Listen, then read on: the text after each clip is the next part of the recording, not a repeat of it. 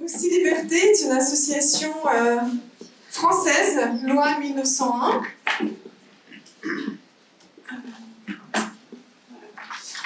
qui a été fondée en mai 2012 en écho aux grands soulèvements qui ont lieu à cette époque en Russie suite à des falsifications massives aux élections. Peut-être avez-vous entendu parler de l'affaire Bolotnaya.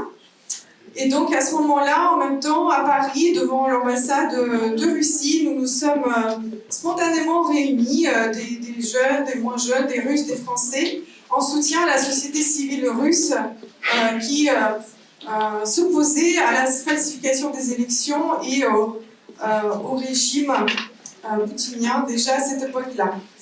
Ensuite, nous nous sommes organisés en une association loi 1901, dont l'objectif est le soutien au développement de la démocratie en Russie. Donc nous faisons un peu le porte-voix de toute cette société civile russe qui rêve à une Russie démocratique et nous tentons de porter en France les revendications de cette partie de la société russe aux yeux donc de la société française et aussi des institutions françaises avec lesquelles nous discutons régulièrement. Donc pour ce faire, on organise de nombreux événements comme ce soir, comme cette conférence. Nous organisons aussi des manifestations.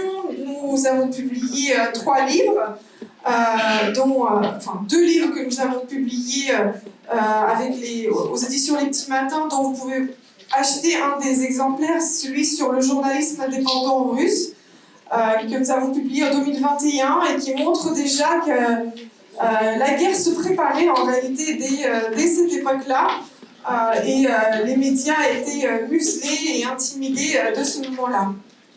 Nous avons également coordonné la traduction et la présentation du rapport Nemtsov en 2016, il me semble, qui était donc le rapport que Nemtsov rédigeait avant sa mort sur la guerre en Ukraine qui avait déjà commencé et l'invasion de la Crimée. Nous organisons donc de nombreuses rencontres avec les représentants de la société civile russe, mais aussi des parlementaires, des gens du monde associatif et universitaire. Et bien sûr, depuis le 24 février, nous sommes organisés pour résister aux côtés des Ukrainiens à la guerre en Ukraine. Et nous avons même rejoint un mouvement international des Russes contre la guerre, Russians Against War, et nous réalisons de nombreuses actions, des manifestations, des lettres ouvertes, des pétitions. Nous soutenons l'idée que les sanctions doivent être renforcées contre le régime poutinien et tous ses proches. Nous soutenons l'exigence d'un tribunal spécial pour Poutine et tous ses amis et tous ces propagandistes qui soutiennent la guerre et d'autres initiatives de ce genre. Et j'en dis pas plus, je vous laisse découvrir nos réseaux sociaux, notre site internet, et si vous souhaitez adhérer, c'est aussi possible via notre site internet. Et encore une fois, n'hésitez pas en sortant à aller voir notre table à l'entrée de l'amphithéâtre où on présente un dépliant sur l'association, aussi un bulletin d'adhésion et notre livre sur le journalisme indépendant et nous vendons un t-shirt et un tote bag et toutes ces donations vont pour notre association pour organiser ce type d'événement comme ce soir puisque nous vivons que de cotisations de nos adhérents et donations de sympathisants. Et donc sans plus tarder, je vais passer la parole à Ania Stroganova, qui est journaliste à RFI, franco-russe, et qui va aujourd'hui modérer cette discussion que nous avons voulu parce que le sujet de la dépoutinisation de la Russie est pour nous un primordial, un objectif qui va au-delà de la victoire de l'Ukraine, puisque pour que la Russie et le régime de Poutine ne menacent plus le monde, ne ravagent plus des pays et ne tuent plus, ne violent plus, ne volent plus, il faut défaire la Russie de ce régime.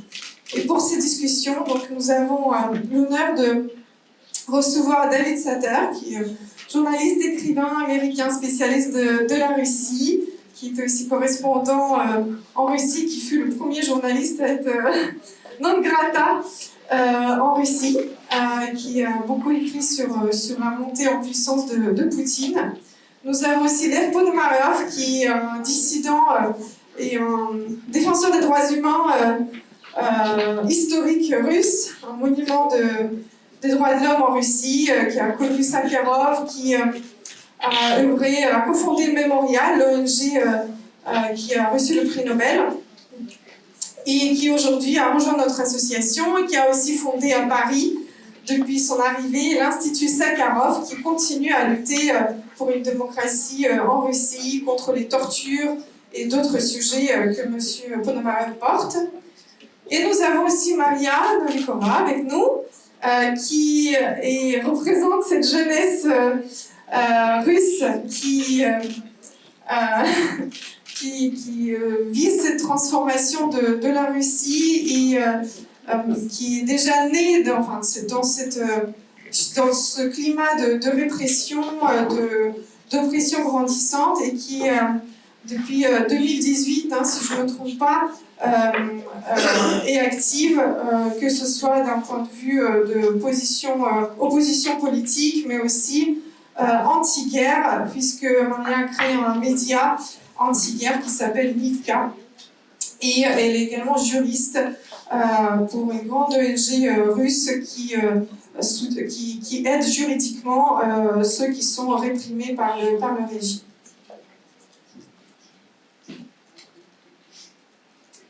Voilà, donc je vous laisse en cette bonne compagnie.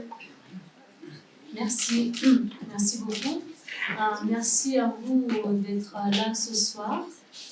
Je crois qu'on va avoir à peu près une heure, un peu moins d'une heure pour parler, et ensuite une demi-heure pour les questions. Je vais me traduire moi-même en russe pour mes invités qui, ne parlent pas français. Et je voulais commencer par la définition de la dépoutinisation. De quoi parle-t-on quand on parle de la dépoutinisation? Et cette première question, c'est peut-être pour vous, législateurs. Est-ce que la dépoutinisation, elle passe aussi par la désoviétisation, par la décolonisation, qui, comme on le sait, n'a jamais eu lieu en Russie? Самом деле мы говорим о России, о судьбе России. Eh bien, merci beaucoup. Donc, nous avons aujourd'hui le choix des langues. Moi, je vais m'exprimer aujourd'hui en russe. Aujourd'hui, nous allons parler de la Russie. Nous allons parler du destin de la Russie. Et en fait, quand on parle de la dépoutinisation, on se pose la question, quelles sont les racines de cette dépoutinisation? Parlez dans le micro. Prenez l'autre micro, prenez le grand C'est micro. mieux comme ça? Et aujourd'hui, quand on parle de la dépoutinisation, on se pose la question des racines de la dépoutinisation. Et évidemment, ces racines, enlèvent du système communiste. En fait, ce qui caractérisait la Russie, c'est le rejet des valeurs universelles. Vous savez peut-être que les bolcheviks, à leur époque, en fait, ils ont rejeté les valeurs universelles, ils ont rejeté l'héritage moral occidental. Tout ça a été rejeté au profit des intérêts justifiés par des intérêts de classe. Et de quelle classe? Évidemment, de la classe dominante, de la classe hégémone, qui a été représentée par le parti, évidemment le parti communiste, qui à son tour a été représenté par d'abord par le bureau politique, ensuite par un leader, et effectivement ça a été représenté par une seule personne. Donc c'était une sorte de justification de cette concentration du pouvoir, et c'était une justification du rejet des valeurs morales universelles. Ce qu'on voit aujourd'hui en Russie, ce qui se passe, c'est le mépris pour la vie humaine. C'est également le fait d'être prêt à tuer un nombre énorme de personnes. C'est une sorte de absence de résistance de la part de la société civile, tout cela relève de cet héritage, communiste, de l'héritage des bolcheviks. Et donc, quand on se pose la question de dépoutinisation, évidemment, il faut se poser la question comment pouvons-nous restaurer cette confiance aux valeurs universelles et comment on peut le faire uniquement par l'état de droit. Donc là, on revient un peu sur l'histoire de la Russie post-soviétique et en fait, les questions qui se sont posées au moment des réformes, les personnes qui menaient des réformes, en fait, ils ignoraient un peu que toute transformation économique devait être effectuée dans le cadre, d'un certain cadre moral et également sous auspice de loi. Ces idées, en fait, c'est également en rapport avec cet héritage bolchevique. Donc, ils ignoraient l'importance de tout ça, c'était sous influence en fait des idées communistes. Et en fait, ces idées reçues on peut ignorer le cadre moral, s'expliquait par le fait qu'ils comprenaient le fait des réformes comme la nécessité de changer de classe. En fait, ils pensaient qu'une classe était une sorte de locomotive du progrès économique et le problème de l'Union soviétique, c'était le fait que ce n'était pas la bonne classe. Il fallait changer de classe dirigeante. Et donc l'idée, c'était de récupérer toutes les propriétés de la mauvaise classe, qui étaient à l'époque les fonctionnaires de l'État, c'était l'État, et de les donner à une autre classe qui s'avérait être bandit. Évidemment, à l'époque, ils ne pensaient pas que c'était des bandits, ils pensaient que c'était des propriétés privées, mais en réalité, c'était des bandits ou des personnes qui pouvaient s'accaparer les biens de l'État par leurs biens personnels. Donc, ces personnes qui se sont retrouvées, on va dire, au pouvoir du pays, ces oligarques, comme on le disait à l'époque, ils pouvaient voler de l'argent. Et ça a eu un effet très néfaste sur l'économie de l'époque. Le PIB du pays a été coupé par deux. La mortalité a explosé. À l'époque, la mortalité en Russie était comparable avec la mortalité d'un pays africain en état de la guerre civile. Évidemment, dans cette situation, personne ne voulait voter pour Yeltsin ou personne ne voulait voter également pour une personne qui serait désignée par Yeltsin. Et cela a posé en quelque sorte des fondements pour le terror qui va suivre. Moi, je me souviens parfaitement cet été de 1999 à Moscou et je me souviens qu'il y avait des rumeurs que quelque chose d'horrible devait se passer. Mais personne ne savait exactement ce qui devait se passer. Et en fait, finalement, on a eu des choses atroces qui se sont passées. 4 immeubles ont été explosés. Par la suite, le Premier ministre Poutine a commencé la guerre en Tchétchénie et à l'époque il dirigeait cette guerre et il a promis de tuer toutes ces bêtes qui menaçaient la population civile. Et sur la vague de cette nouvelle guerre, il est devenu le nouveau président de la Russie. Ce qu'on voit aujourd'hui, que des personnes corrompues qui étaient à l'époque, en fait, ils étaient intéressés pour garder leur pouvoir, pour garder leur richesse, et c'est pour ça qu'ils étaient en quelque sorte en complot avec le FSB, et par la suite, ils ne pouvaient pas se débarrasser de FSB. Et en fait, c'était juste la question de temps quand quelqu'un qui était prêt à tuer la population civile pouvait commencer une nouvelle grande guerre pour pouvoir contrôler son pouvoir. Et le résultat, ce qu'on voit actuellement, c'est une grande guerre qu'on voit en Ukraine. Il faut dire qu'à l'époque, les États-Unis étaient au courant de ce qui s'est passé avec ces explosions et ils avaient des données. Et s'il avait à l'époque, s'il s'était prononcé sur ce sujet, peut-être aujourd'hui on n'aurait pas eu cette guerre, on n'aurait pu éviter cette guerre. D'ailleurs, pour certaines raisons, non seulement les États-Unis, mais également d'autres pays occidentaux ont préféré de fermer les yeux à cette affaire. Même au moment du tentative d'un 5e attentat, où il y avait des agents de FSB qui étaient arrêtés au moment quand ils ont essayé de planter une bombe dans un immeuble.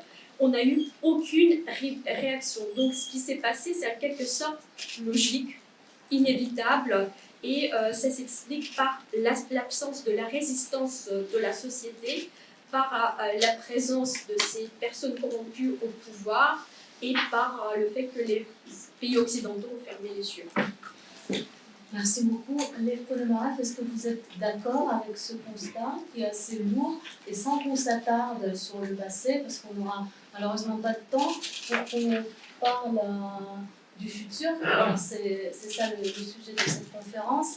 Comment fait-on pour avancer et pour dépoutiniser là aussi? Спасибо, что меня пригласили. Спасибо всем, кто здесь сидит в зале. Я по Франции. Прошу прощения. Merci de m'avoir invité aujourd'hui. Merci. Je suis ravie de voir autant de monde aujourd'hui autour de nous. C'est vrai que ça fait. Bon, c'est mieux? C'est vrai que je suis en France depuis quelques mois, mais aujourd'hui, c'est pour la première fois que j'assiste devant une telle audience, devant tant de monde. Je vous remercie d'être venu. Donc, en ce qui concerne ce qui a été dit par David, je suis d'accord presque avec tout ce qui a été dit, sauf peut-être que j'aimerais apporter une correction quand même assez importante. Donc, si on parle, il faut parler de l'humanité. Si on parle uniquement de la Russie, nous avons rapidement cette idée que la Russie ne peut pas être un pays démocratique, que c'est le pays où d'abord on a les communistes qui sont au pouvoir, puis ce sont des criminels et des bandits qui se sont au pouvoir, puis c'est Poutine, puis c'est de nouveau des criminels. Et en fait, c'est la situation qui se déroule aujourd'hui en Russie, c'est assez similaire à ce qu'on aurait pu voir, à ce qu'on a pu voir en Allemagne dans le XXe siècle. Parce que l'Allemagne, c'était un pays bien développé, un pays qui possédait des institutions démocratiques. Même Hitler a été élu et monté au pouvoir d'une façon presque démocratique. Mais ensuite, ce pays a commencé à changer, ça a commencé à transformer et ça a mené à ce que, vous savez, on a même fabriqué des gants de la peau, en utilisant la peau humaine. Et on se pose la question, comment est-ce que ça a pu se dégénérer jusqu'à un tel point? Est-ce qu'il y a une maladie de nation? Est-ce qu'il y a toute une nation, tout un peuple qui peut devenir fou? Donc, ce qui se passe aujourd'hui en Russie, c'est un peu similaire. Je ne suis pas philosophe, mais je peux vous dire que à l'intérieur de chacun d'entre nous, nous sommes très différents. Biologiquement, nous sommes très différents. Donc, il y a des personnes, dans chacun d'entre nous, il y a le mal et le bien, on va dire. Et nous sommes conscients de cela. Mais quand il y a des conditions de vie, des règles, selon lesquelles le mal est considéré comme quelque chose qui ne doit pas exister, qui doit être détruit. Donc, cela donne la possibilité aux gens qui sont bien de monter au pouvoir. Donc, les racines du pouvoir de Hitler, c'était l'explication aussi, c'était les personnes qui étaient mécontentes des résultats de la Première Guerre mondiale. Et donc, ce mécontentement social, des personnes qui manquaient d'empathie, parce que il y a deux types, on peut distinguer deux types de personnes. Nous avons ceux qui ont de l'empathie pour l'autre, qui ne vont jamais emmener de la violence et qui ne vont jamais véhiculer de violence ou vouloir imposer la mort à quelqu'un. Et il y en a d'autres qui possèdent tout ce mal, cette violence dans leur esprit. Et donc, nous avons appris à contrôler ce mal et ces personnes qui véhiculent le mal. En premier lieu, c'est dans les pays démocratiques qu'on a su prendre contrôle de ça. Parce que s'il y a de la violence, c'est contraire, c'est contraint par la loi. S'il y a un criminel, il y a la police qui va retenir le criminel. Et en Allemagne, il y a une personne qui est montée au pouvoir et qui avait des aspirations impériales, des personnes, et ça a mené à la montée au pouvoir des personnes qui étaient prêtes à tuer l'autre. Donc la situation après la chute de l'Union soviétique était un peu pareille. Donc les personnes qui véhiculaient le mal, la violence, se sont vite rassemblées autour de Poutine. Donc maintenant, on peut parler de la Russie, mais on peut parler de tous les pays. Ainsi, chaque pays peut se retrouver soumis au pouvoir du fascisme. Comment est-ce qu'on peut arrêter ce processus? Comme vous savez, après la Deuxième Guerre mondiale, après tous les événements, a été créé le système onusien. Nous avons vu naître la Déclaration des droits de l'homme. Et donc, ces droits qui ont été imaginés, créés, élaborés par les politiciens, par les philosophes, ils sont octroyés à une personne dans la société. Donc, s'il y a une personne qui possède ces droits, il y a aussi des groupes différents qui possèdent ces droits humains. Et aussi, comme ça, on peut protéger les droits de la société et des groupes différents dans la société. Et si le pays est soumis à ces règles de protection des droits de l'homme, c'est-à-dire que c'est un pays qui connaît la démocratie, où la démocratie peut exister. En fait, la démocratie et les droits de l'homme, c'est presque la même chose. Si il y a une mauvaise personne, de mauvaise foi, qui vient au pouvoir, il y a la possibilité de contrôler ses actions, de contrôler ce qu'il fait, ce qu'elle fait cette personne. Parce qu'il y a le président, il y a le Parlement, il y a le système des juges, le système judiciaire indépendant, et il y a les médias. Donc tout ça, ces 4 forces démocratiques contribuent à contrôler le mal. C'est comme ça que les personnes qui n'ont pas d'empathie ne viennent pas au pouvoir. Alors qu'il y a toujours un risque, même en France, et je vous préviens que même en France, il y a ce risque que les personnes qui manquent d'empathie peuvent venir au pouvoir. Donc la personne qui manque d'empathie peut être un bon orateur, peut bien parler, mais ne peut pas être élue. En fait, dans la majorité des pays, la constitution des pays du monde, c'est écrit que la personne ne peut pas être élue 2 fois. Par exemple, ce qui s'est passé avec Donald Trump dans les États-Unis, il a beau être un bon orateur, d'avoir beaucoup de personnes qui l'admirent et qui le poursuivent. La majorité, ce sont, d'ailleurs, il faut dire, les personnes des milieux ruraux, mais quand même, il a ceux qui le soutiennent. Mais il y a la règle démocratique, il ne peut pas être élu plus de 2 fois. En Russie, ce qui s'est passé, c'est que techniquement, après, c'était une erreur technique. Donc après être président 2 fois, Poutine a pu être réélu une 3e fois. Et ça, c'était, à mon avis, une erreur de ma part, une erreur, une faute de mes amis, des pays occidentaux aussi, des dirigeants occidentaux qui ont toujours eu des possibilités de se prononcer, d'avoir de l'influence sur la Russie. Donc d'un côté, nous pouvons parler des raisons historiques, donc, de ce syndrome impérial, aussi des suites de l'époque stalinienne, quand nous avons vu les répressions massives et la disparition massive des personnes les plus illustres de notre pays. Et ce sont les enfants des personnes, disons, plus médiocres qui ont survécu cette époque. Mais dans les années 90, il faut dire, nous avons fait une vraie révolution démocratique et révolution pacifique. En Russie, c'était la première révolution démocratique, et après, ont suivi les autres révolutions qui se sont suivies après la chute de l'Union soviétique, comme la révolution des roses, par exemple. Nous avons su créer une constitution démocratique. Nous avons montré que pour nous, les valeurs comme les droits de l'homme et la démocratie étaient chères également. Mais comme David a dit, il y a eu vraiment une crise économique. L'économie était à un niveau très bas à cette époque. Donc les gens, la population se sont retournés à leurs idées anciennes, ce qui a pu donner la possibilité de venir au pouvoir aux membres de Tchéka. Maria Novikova, comment réagissez-vous à ce que venait d'être dit?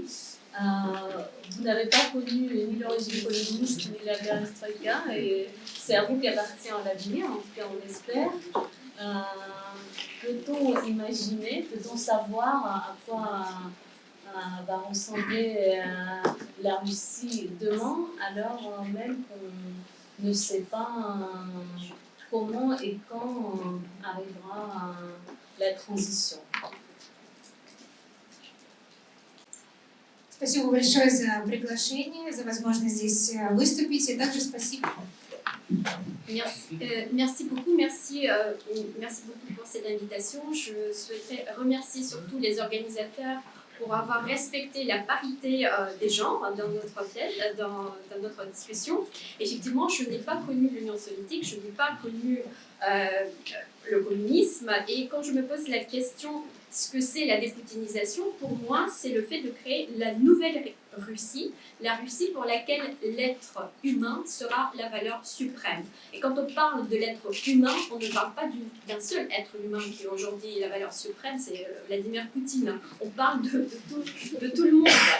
Donc, effectivement, nous devons parler aujourd'hui de ce qui va se passer après, de comment on va voir notre pays après.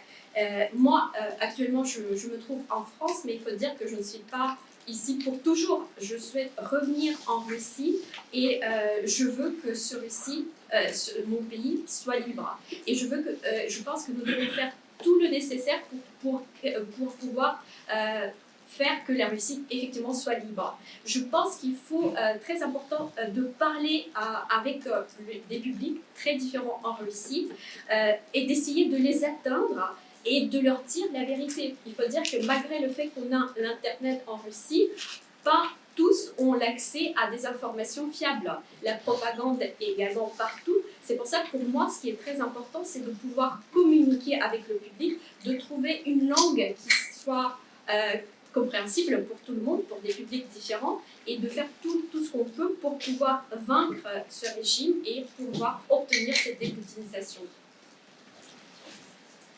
David Sutter, vous avez parlé d'un certain aveuglement de l'Occident dans les années 90 notamment.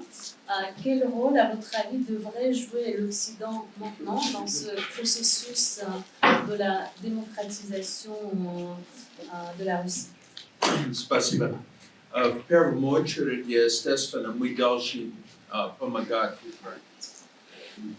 Merci pour votre question. Donc, tout d'abord, je pense que nous devons commencer par aider l'Ukraine pour que l'Ukraine puisse gagner dans cette guerre. Maintenant, on ne parle pas d'éviter des massacres, d'arrêter complètement. Il faut, parce qu'en fait, on parle aussi du régime poutinien qui continue à opprimer les citoyens russes. Donc plus cette guerre dure, plus va souffrir la population russe et la population en Ukraine. Donc pour mettre fin à la guerre, il faut tout d'abord que les pays occidentaux donnent les armes les plus modernes qui existent à l'Ukraine, et il faut faire tout pour accélérer cette victoire et l'arrivée de cette victoire de l'Ukraine. Donc, du point de vue historique, les pertes dans les guerres, quand on perd dans une guerre, pour la Russie, ça a toujours eu un effet bénéfique. Par exemple, suite à la guerre de Crimée, c'était la fin de l'esclavage. Suite à la défaite dans la guerre de Japon, cela a mené à créer la première constitution dans le pays. Et suite à la guerre d'Afghanistan, et la défaite de la Russie dans l'Afghanistan, ont été actées des réformes qui ensuite ont mené à la chute de l'Union soviétique. Donc, d'un côté, tout cela peut mener à la fin du régime répressif. Mais ça, c'est une partie de la question, la moitié de la question. La deuxième moitié, c'est il faut réfléchir à ce qu'on doit faire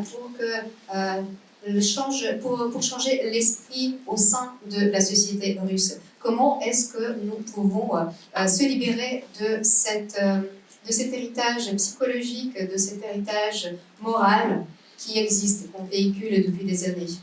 Et bien sûr, il y a des possibilités qu'on peut voir, des exemples dans l'histoire. Par exemple, à l'époque de Perestroïka, ce qui a mené vraiment à des changements, c'était l'information et la vérité racontée sur notre passé.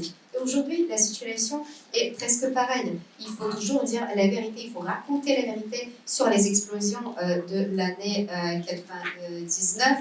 Il y a aussi, il faut raconter la situation en 1992, donc quand la Russie était le théâtre de tous les crimes possibles et les plus atroces. Les Russes doivent savoir, malgré que ça, même si ça fait mal, même si parfois on ne peut pas regarder la vérité dans les yeux, parce que les personnes qui étaient des héros, ils ont commis des fautes également. Donc dans les années, en 1993, Yeltsin a utilisé les chars contre le Parlement élu d'une façon démocratique. En 1996, Yeltsin est venu au pouvoir, a gagné les élections en violant les lois d'une façon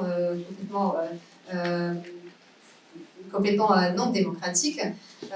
Donc il faut aussi parler du partage de la propriété qui a mené à des crimes et à du vol des propriétés. Il faut parler de l'arrivée de la montée de Poutine au pouvoir. Il faut parler des enfants de Beslan. Il faut parler des attentats dans un théâtre à Dubrovka. Il faut parler des personnes qui ont tué Politkovskaya, qui ont tué Nemtsov. Il faut parler de ce qui s'est passé avec le Boeing malaisien.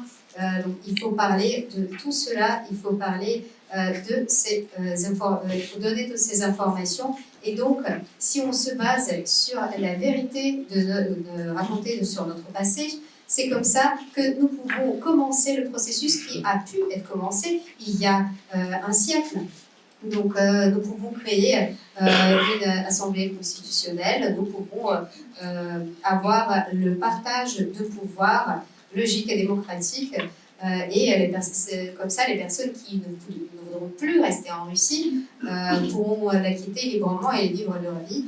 C'est comme ça qu'on crée des conditions démocratiques pour le reste du pays, pour le reste de la société. C'est ça la dépoutinisation, parce que bien sûr, si Poutine n'est plus là, ce n'est qu'une partie de la solution. Il faut toujours chercher des raisons plus profondes, des raisons de qualité morale, psychologique, psychique.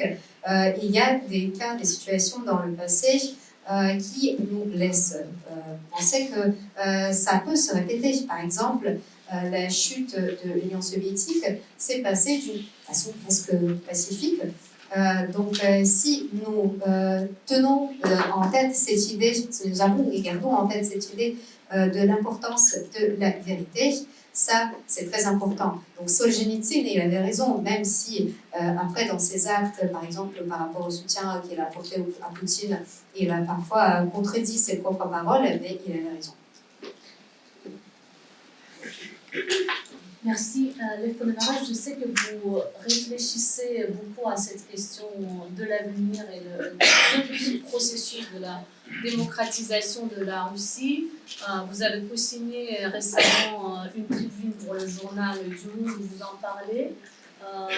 Et vous, dans cette tribune, vous écrivez notamment qu'il est nécessaire que les sanctions soient maintenues après la fin de la guerre. Donc j'aimerais bien que vous nous en parliez un peu. Я постараюсь ответить четко на тот вопрос. Donc, je vais répondre à la question qui m'a été posée. Donc précisément, ce qu'il faut faire, qu'est-ce que les pays occidentaux doivent faire afin d'atteindre cette dépoutinisation. Dépoutinisation, c'est un mot peu bon, on peut dire aussi défascisation ou dénazification. On me demande parfois pourquoi je parle de dénazification quand je parle du régime poutinien. Donc moi je pense que ce régime est complètement fasciste, ce qui est le régime qui existe maintenant en Russie, dont le but est littéralement de détruire le peuple ukrainien. Ça, c'est évident. Donc ce sont des pratiques complètement propres au nazisme. Donc, alors la question, c'est qu'est-ce qu'on doit faire? Les dirigeants, premièrement, les dirigeants des pays occidentaux doivent apporter le soutien et doivent apporter les armes les plus modernes, le plus rapidement possible à l'armée ukrainienne. Mais il y a bien évidemment un problème parce que les dirigeants dans les pays occidentaux sont élus d'une façon démocratique. Donc il peut y avoir des situations où tout le monde en France ou dans un autre pays ne soit pas content de cette nécessité ou de cette décision d'apporter des armes et du soutien à l'armée ukrainienne, alors que ça engendre aussi des pertes économiques. Donc ce que je peux faire ici, je peux m'adresser à vous et dire qu'il faut protester, qu'il faut sortir manifester, qu'il faut peut-être rassembler de grandes manifestations en France et aux États-Unis, peut-être aux États-Unis parce qu'il y a plus de pouvoir, il y a plus de possibilités de puissance, disons, dans les États-Unis. Mais il faut le faire partout. C'était très important de mettre de la pression sur les dirigeants politiques. La deuxième chose, la deuxième question, c'est comment est-ce que nous pouvons regarder, nous tourner vers le passé pour comprendre comment le fascisme, le régime fasciste a été vaincu par le biais de l'occupation. Donc l'administration qui existait à l'époque de Hitler, qui était au pouvoir à l'époque de Hitler, a été changée. Pas toutes les personnes n'ont pas été remplacées, mais il y avait d'autres personnes qui veillaient sur ces dirigeants qui restaient au pouvoir, et cela donnait la possibilité de démocratisation, de changement démocratique dans le pays, dans l'Allemagne, en Allemagne de l'époque. Donc, de ce point de vue-là, nous pouvons dire que l'occupation et le régime de l'occupation dans l'époque de l'Allemagne, c'était quelque chose de bénéfique.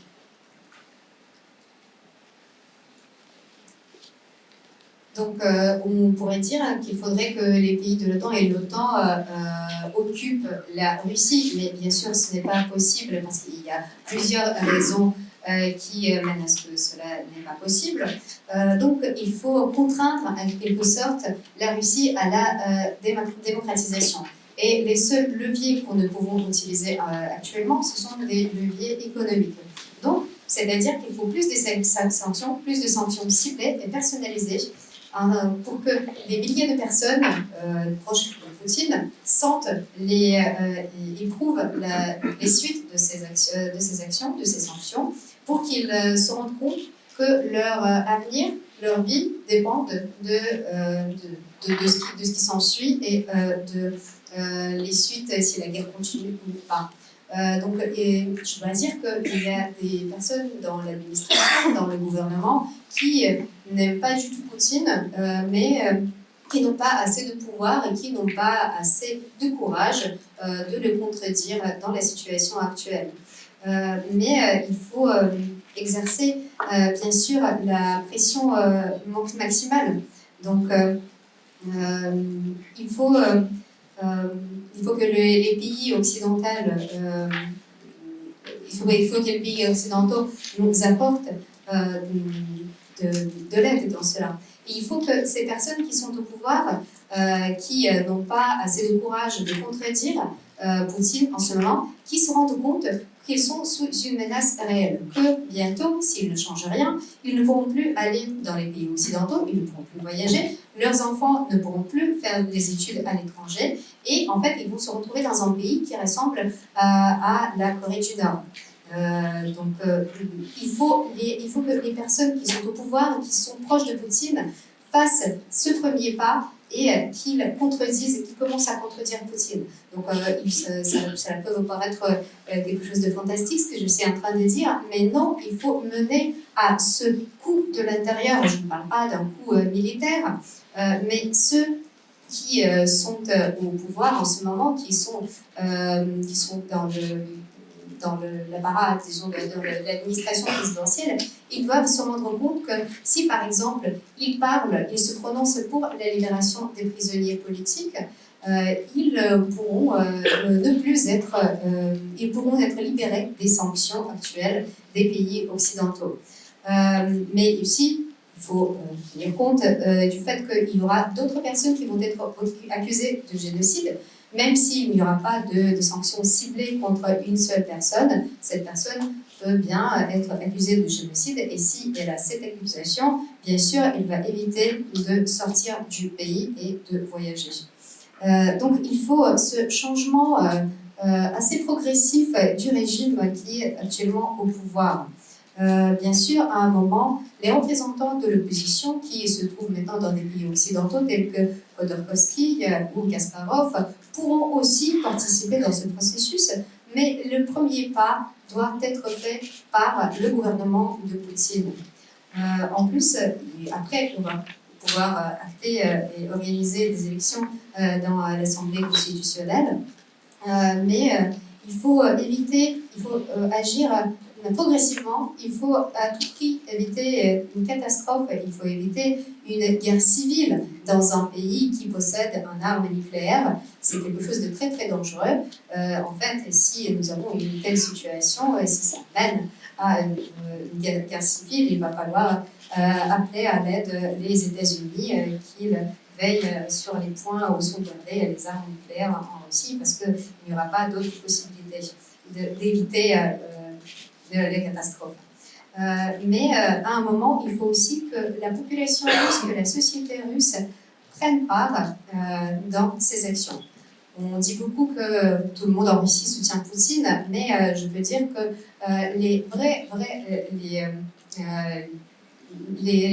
ceux qui soutiennent Poutine pour de vrai, avec beaucoup de zèle, ils sont à peu près 10 ou 15%, mais il y a des millions de personnes qui aujourd'hui sont contraints à se taire, et si la situation changeait, ils pourraient commencer à se prononcer, ils défendraient la démocratie. Donc c'est ça le projet que nous avons maintenant, c'est ça l'idée que nous avons maintenant. Mais bien sûr, il faut que les représentants politiques et que en général les pays occidentaux en parlent également, qu'ils ne mettent pas ça de côté, qu'ils ne pensent pas qu'il va falloir procéder à des changements après la fin de la guerre. Donc il faut tout d'abord d'un côté dire que tous seront responsables, tous qui commettent des crimes en Russie seront responsables, mais de l'autre côté, si le gouvernement de Poutine agisse maintenant, il pourra être libéré des sanctions. Et bien sûr, il y aura une sorte de plan de Marshall pour la Russie, comme en Allemagne. Bien sûr, il y aura aussi des compensations à payer pour l'Ukraine. C'est ce que moi je fais en ce moment, c'est ce que moi je suis en train de dire à tout le monde en ce moment avec moi et mes amis. Et bien sûr, nous essayons de répandre ces informations et ces idées dans les réseaux sociaux. Merci beaucoup, Maria Novikova. Comment réagissez-vous à ce que vous venez d'entendre? Et ça sera notre téléphone pour qu'on puisse passer aux questions s'il y en a dans la salle. Во-первых, я хочу присоединиться к просьбе дать оружие Украине, потому что это... Tout d'abord, je souhaiterais rejoindre ce qui a été dit par rapport au soutien de l'Ukraine par des armes. Je pense que c'est le seul moyen de vaincre Poutine. Il faut dire que l'Ukraine actuellement ne défend pas uniquement son territoire et sa liberté. L'Ukraine défend également toute l'Union européenne, la liberté de la Russie et également la liberté, par exemple, du peuple bélarusse, parce que la liberté du peuple bélarusse dépend directement de la liberté du peuple russe, et la liberté du peuple russe dépend de la victoire de l'Ukraine. Donc, ce qui est important aujourd'hui, c'est de fournir ces armes à l'Ukraine et de l'aider à vaincre le régime poutinien. C'est le seul moyen. Et il ne faut pas faire de concessions parce qu'on a vu déjà ce qui se passe avec des concessions, par exemple en Crimée. Si on cède une partie de territoire, par la suite, Poutine il va vouloir, par exemple, conquérir Kiev ou voire une partie de l'Europe. Est-ce que l'Union européenne souhaiterait avoir cette suite des actions? Je pense que non. Et quand on parle aussi de la démocratisation, on va dire, un peu forcée, là, il faut dire que je pense que ce n'est pas un bon moyen, puisqu'on ne peut pas imposer quelque chose par force. On ne peut pas imposer les valeurs par la force. Je pense que ce qui est important de faire pour que les gens comprennent pourquoi on a besoin des valeurs européennes, pourquoi on a besoin de la démocratie, pourquoi on a besoin des élections libres, pourquoi on a besoin du droit d'expression. Et pour cela, nous avons besoin de leur expliquer sans forcer. Donc il faut que ce choix de la liberté vienne directement des personnes. Et il faut dire également ce qui se passe actuellement en Russie, ce n'est pas un pays libre. En fait, on peut imaginer que c'est un pays qui vit dans une prison. Un pays où la censure est partout. Et ce n'est pas seulement la censure qui, on va dire, par exemple, imaginez la prison. Là, par exemple, dans la prison, il y a un agent qui fait de la censure, c'est-à-dire qu'il lit des lettres, et dans ces lettres, par exemple, il peut cacher certains mots, certaines expressions. Ben, ce qui se passe actuellement en Russie, c'est les gens qui s'autocensurent quand ils veulent s'exprimer, quand ils veulent dire quelque chose, et ils se disent est-ce que je peux le dire ou par la suite je serai arrêté.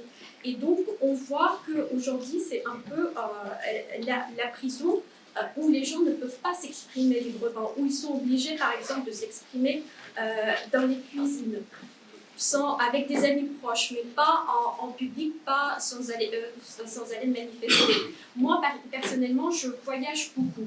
Je lis beaucoup la littérature étrangère et je vois comment vivent des gens à l'étranger. Et je veux également cette vie. Je ne veux pas cette vie à l'étranger, je veux que cette vie soit en Russie. Pour moi, c'est un désir qui est tout à fait naturel de pouvoir vivre librement. Et je pense que c'est important de partager ce désir avec le peuple russe sans l'imposer, sans le forcer en quelque sorte. Ça doit venir de la communication. Donc, il faut communiquer calmement avec du public pour lui expliquer pourquoi vivre en liberté, c'est quelque chose de très important. Et pourquoi les valeurs européennes sont proches également avec des valeurs qu'on devrait avoir en Russie. Et je pense ici que il faut expliquer pourquoi c'est agréable également de vivre dans un pays qui vit en paix, qui n'est pas obligé de haïr les autres, de se sentir isolé. Il faut expliquer que c'est beaucoup plus agréable de vivre en communauté avec les autres.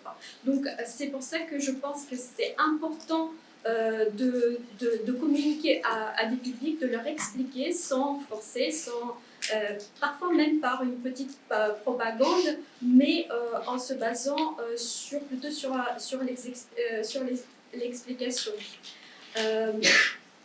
Il faut également dire que aujourd'hui, on voit par exemple qu'en Russie, les gens ne vont pas manifester, mais il faut dire que le prix de sortir dans la rue actuellement en Russie est très élevé.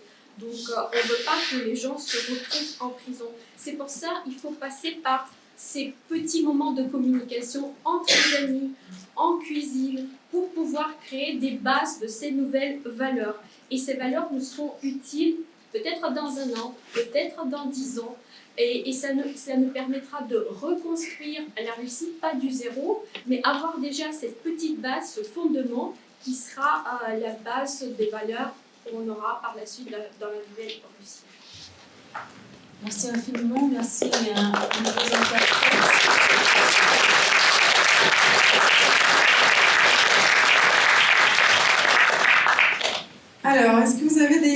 questions? Oui. Je vous laisse vous présenter peut-être. Bonsoir, merci. Vladimir Vazak, journaliste à Arte. Arte, pas RT, Arte. Non, j'ai déjà eu le cas. Arte. Et pour info, mon visa n'a pas été renouvelé pour la Russie. Et je me pose la question, est-ce que le fait que l'on ne renouvelle plus, qu'on ne donne plus de visa pour les journalistes français que je suis, est-ce que ce n'est pas finalement quelque part une victoire du système de Poutine? Il a réussi à tout bloquer. Est-ce que finalement, c'est le pire dans cette histoire, est-ce que ce n'est pas qu'on va oublier la Russie? On ne va plus en entendre parler et on ne veut plus en entendre parler. Est-ce qu'il n'y a pas un rejet? Est-ce que vous ne sentez pas ça aujourd'hui? C'est-à-dire une victoire un an après du système Poutine qui a réussi à faire taire la société russe en apparence, même si ça se passe dans les cuisines, mais en tous les cas à l'étranger, on n'en parle plus et je crains qu'on ne veuille plus en entendre parler.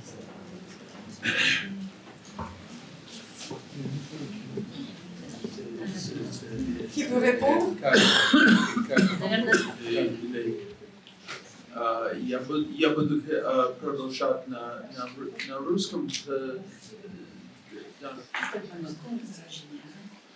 Oui, donc nous pouvons dire que vous pouvez aussi imaginer différents scénarios. Donc par exemple, après, imaginons maintenant qu'après la défaite de la Russie, il faut faire quelque chose. Donc qu'est-ce qu'on peut faire?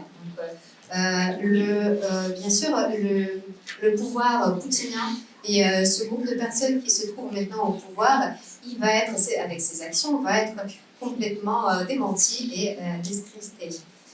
Donc le terreur qui s'émet maintenant au sein du pays, bien sûr, nous pouvons s'imaginer qu'après la défaite, ce sera la terreur en Russie, la répression. Mais tout ne peut pas se tenir longtemps uniquement basé sur cette terreur et sur ces répressions.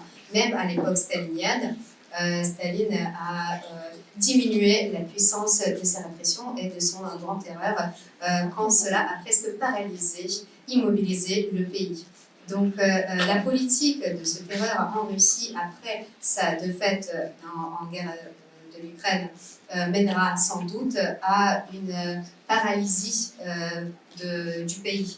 Et donc cela, parce que le pays va souffrir toujours des sanctions des pays européens, son économie sera détruite et bien sûr il y aura beaucoup de pertes de vie humaine. Il y a une autre possibilité à notre scénario, c'est la possibilité de se tourner vers l'Occident, les pays occidentaux qui vont pouvoir apporter du soutien dans la restauration du pays et en même temps veiller à la neutralité du pays. C'est dans ces conditions et uniquement dans ces conditions que la population pourra songer à son avenir. Donc je suis d'accord avec ce qui a été dit par Maria. Nous ne pouvons pas imposer le bonheur à la société. Mais après la défaite de la Russie, la population sera plus ouverte à de nouvelles idées, à de nouvelles informations, y compris et sera capable de comprendre ces informations et de savoir de vouloir savoir comment Poutine est venu au pouvoir en terrorisant, on peut dire, son propre peuple, sa propre population. Et c'est ainsi que la population russe, le peuple, pourra voir cette connexion directe qui existe entre les victimes de la guerre, qui sont très nombreuses, et cette montée au pouvoir du régime qui a agi, qui est passé par ces actes de terreur. Donc Maria a dit qu'il faut se parler, bien évidemment il faut se parler, mais de quoi doit-on parler? De quoi nous devons parler de cette mentalité, des conséquences de l'existence de cette mentalité et du fait qu'il faut changer ces mentalités. Quand le pays sera détruit, quand son économie sera détruite, quand après la défaite de la Russie dans cette guerre, cette idée impériale, ces aspirations impérialistes s'avéreront absolument non capables impuissante. Et je pense que la société russe a assez de bon sens, même si on peut se poser cette question, est-ce qu'elle a vraiment beaucoup de bon sens, mais j'espère que la société russe aura assez de bon sens pour comprendre où se trouvent les racines du mal, d'où vient ce malheur que nous vivons maintenant. Et c'est ainsi que la population sera prête à créer des institutions démocratiques d'une façon complètement volontaire. C'est l'un des scénarios qui est pourtant probable.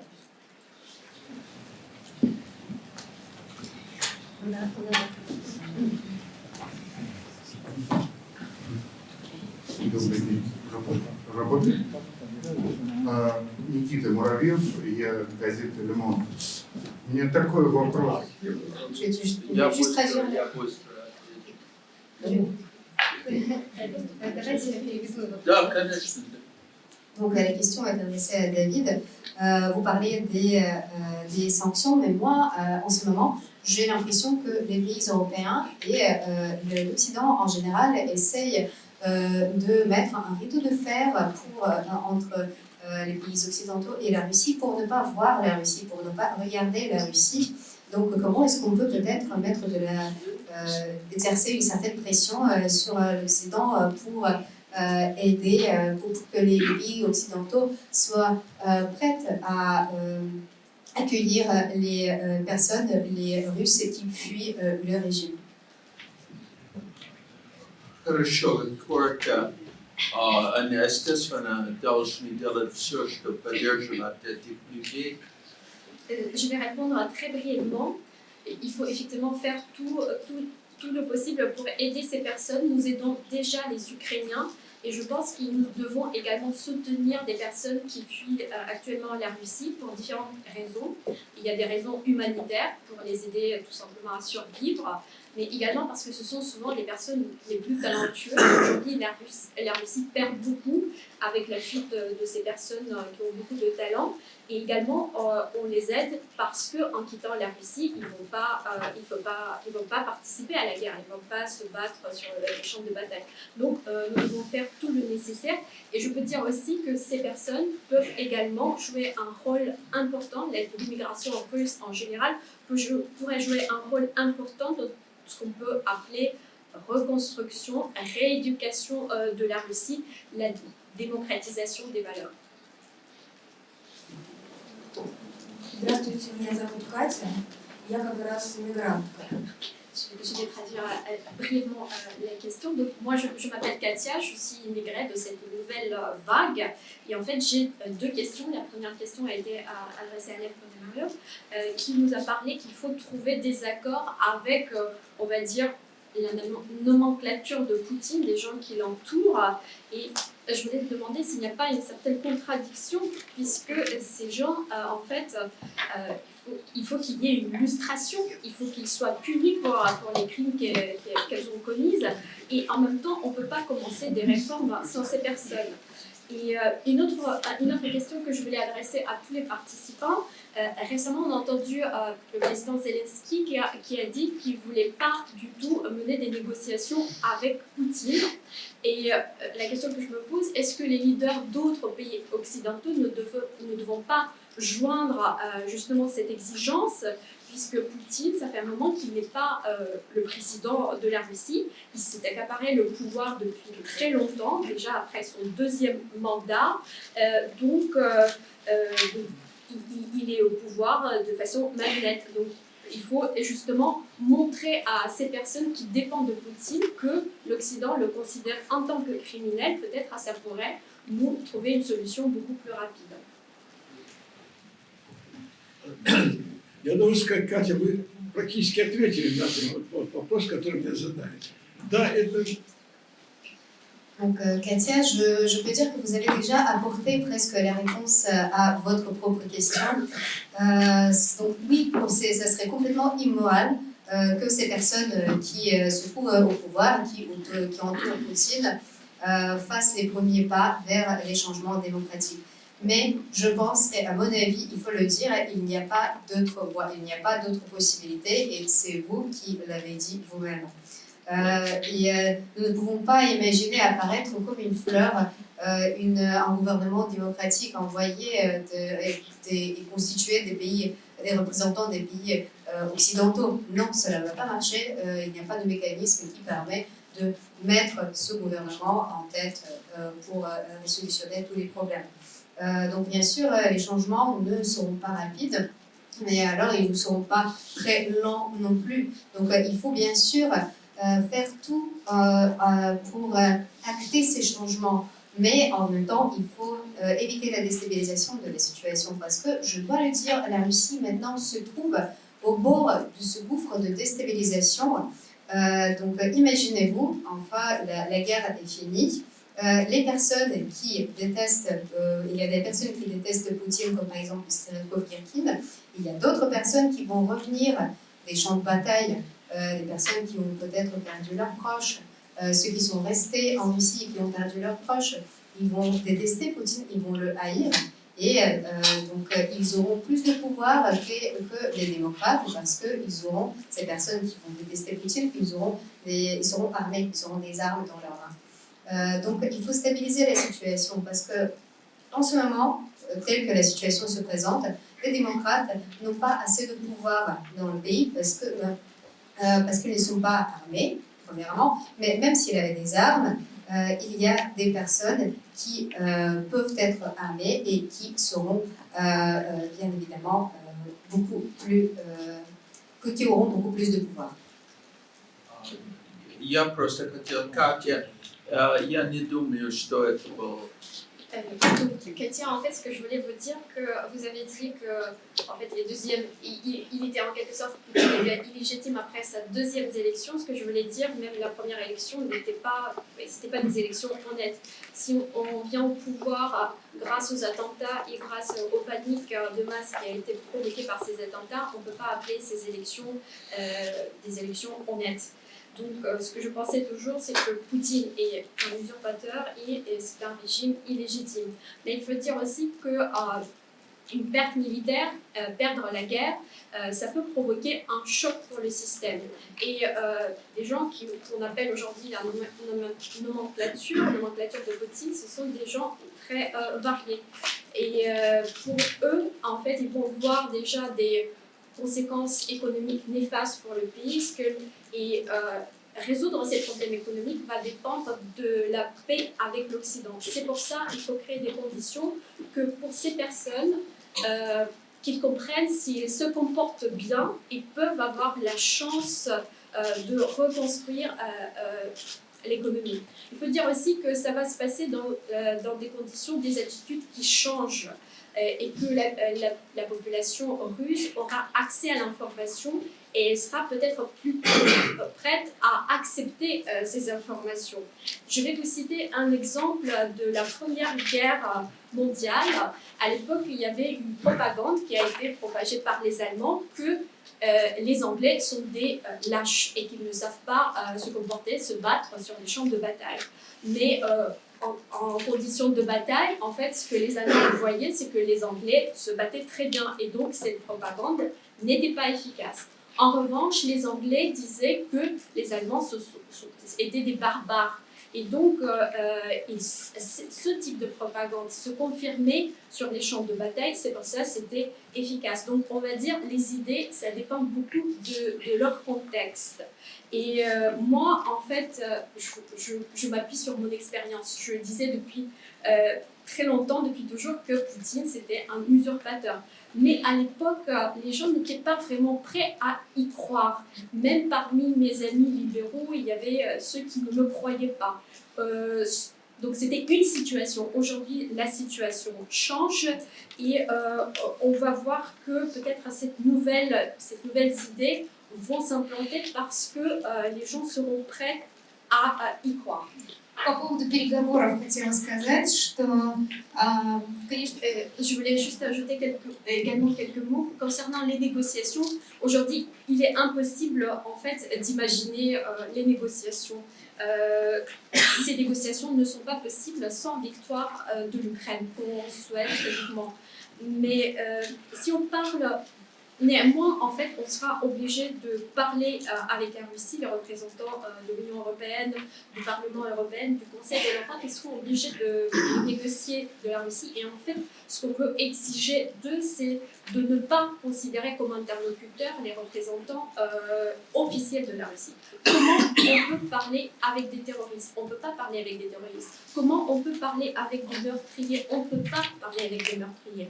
En revanche, aujourd'hui, on voit également parmi les personnes qui ont fui la Russie, qui se trouvent actuellement à l'étranger, beaucoup de militants, beaucoup de défenseurs de droits de l'homme qui se réunissent et qui veulent justement représenter cette Russie libre et de devenir interlocuteurs des leaders occidentaux.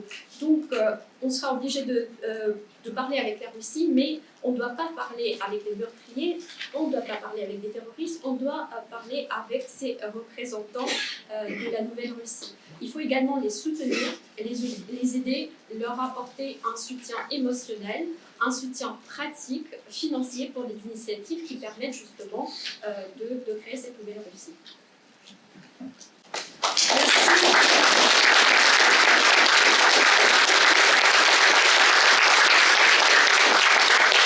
Merci beaucoup à tous nos intervenants. Merci beaucoup aussi à nos interprètes.